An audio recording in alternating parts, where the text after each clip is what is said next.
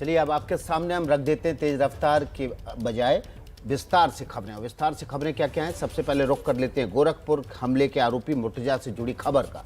मुर्तजा को लेकर नए नए खुलासे हो रहे हैं। बड़ी खबर यह है कि एटीएस ने मुर्तजा के घर से बरामद अरबी भाषा की किताब के रहस्य को सुलझाने का दावा किया है। यूपी एटीएस का दावा है कि आतंकियों से अरबी भाषा के कोड वर्ड में बात करता था मुर्तजा। इस वक्त की बड़ी खबर है, आतंकियों से अरबी भाषा के कोड वर्ड में मुर्तजा बात करता था। इसके लिए उसने अरबी भाषा की एक किताब को भी अपने घर में रखा हुआ था। इस किताब के बरामद होने के बाद इसके कोड को अब सुलझा लिया गया है। एटीएस ने दावा किया है कि वो तमाम आतंकियों से अरबी भाषा के कोड वर्ड में बात करता था। इस बड़ी खबर पर, बड़ी जानकारी पर हमारे सहयोगी संजय त्रिपाठी बने हुए हैं। संजय त्रिपाठी, आप लगातार मुर्तजा से जुड़े मामलों की खबर एबीपी न्यूज़ पर ब्रेक कर रहे हैं और सबसे पहले दर्शकों तक पहुंचा रहे हैं। एक और नया खुलासा।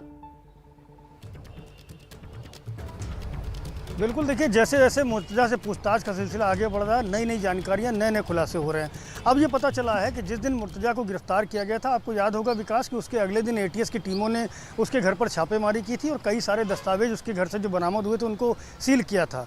कोर्ट में इनको जमा किया जा चुका है और अब अनुमति ली जा रही है कि उन जो दस्तावेज हैं, जो लैपटॉप है, जो मोबाइल है, जो भी मुर्तजा को जेल भेजते वक्त कोर्ट में प्रोड्यूस किया गया था, उनको कोर्ट से रिलीज़ कराया जाए। लेकिन इसी बीच ये जानकारी मिली है कि जब वो किताबें जब्त की गई थी तो एटीएस के लोगों ने उन किताबों को ध्यान से देखा था और उसमें से कुछ जो जानकारियां महत्वपूर्ण है वो निकल करके सामने आई थी, जिनमें से 7 कोडवर्ड हमें जानकारी जो एटीएस की ओर से मिली है उसमें 7 अलग अलग कोडवर्ड हैं। उनमें से पहला है कि जैसे मुंबई या दिल्ली या देश के बाहर जाने के लिए जब फ़्लाइट का इस्तेमाल किया जाता था तो उसको फ़्लाइट नहीं बोला जाता था, बल्कि उसको रियायत तारयान शब्द का प्रयोग करके बातचीत के दौरान इस्तेमाल किया जाता था। इसी तरह दूसरा कोड है, जब भी कोई आतंकी ब्रेन वॉश होने के बाद आतंकी घटना को अंजाम देने की तैयारी के संबंध में बात करता था तो उसको अल जिहाद शब्द इस्तेमाल किया जाता था। इसके अलावा मुर्तजा से जब कोई कट्टरपंथी या आतंकी कोई बड़ी घटना को अंजाम देने संबंधी चर्चा करता था तो उसको सामा शब्द का इस्तेमाल किया जाता था। इसी तरह एक और कोडवर्ड है कि मुर्तजा को जब भी उसके साथी फ़ोन करते थे या संदेश भेजते थे तो उसमें उसका नाम नहीं लिया जाता था, नाम छुपा कर रखा जाता था। उसको इब्द अल्लाह शब्द का प्रयोग करते थे।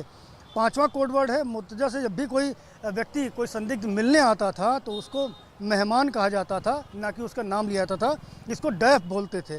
6वां कोडवर्ड है, जब भी फंडिंग के संबंध में, पैसा ट्रांजैक्शन के संबंध में कोई बातचीत होती थी तो उसको बख्शीश शब्द का इस्तेमाल किया जाता था। इसी तरह 7वां कोडवर्ड है कि जब भी कोई व्यक्ति बातचीत करता था तो उस दौरान पुलिस वालों के संबंध में अगर कोई बात करनी होती, सुरक्षा एजेंसी के संबंध में कोई बात करनी होती तो बक अल-फरिश, इस तरह के जो कई सारे कोडवर्ड हैं उनकी जानकारी एटीएस को मिली है और इन कोडवर्ड को डिकोड कर लिया गया है। इनके जो अर्थ हैं उनको अब एटीएस समझने लगी है। साथ ही साथ और कई सारे जो राज हैं, इन अरबी शब्दों को तो डिकोड कर लिया है और कहीं ना कहीं एक के बाद एक ये तार सारे जुड़ते नजर आ रहे हैं। आप बने रहिए हमारे साथ।